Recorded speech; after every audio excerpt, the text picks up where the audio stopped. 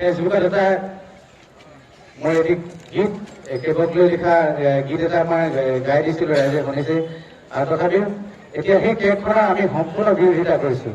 কিন্তু আমি সকলো ৰাইজকে অনুৰোধ জনাম, আমাৰ শিল্পীৰ তৰফৰ পৰা, মৰাণৰ শিল্পীৰ তৰফৰ পৰা, যাতে গণতান্ত্ৰিকভাৱে আন্দোলনটো হওক, আমাৰ প্ৰতিবাদটো গণতান্ত্ৰিক হওক, যাতে কোনো হিংসাত্মক নহয় তাৰ বাবে আপোনালোকক অনুৰোধ জনাইছোঁ।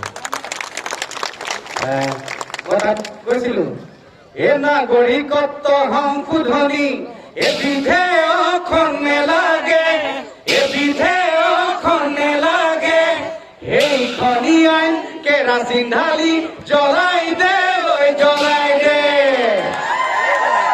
ওজনে অনা বাংলাদেশী অসমীয়াক নেলাগে, অসমীয়াক নেলাগে, আনিলে চাবি কচু কটা দিম শৰাই ঘাটৰ পাৰতে, আনিলে চাবি কচু কটা দিম শৰাই ঘাটৰ পাৰতে। বল বল বল অসমীয়া আগবাঢ়ি যাবলৈ,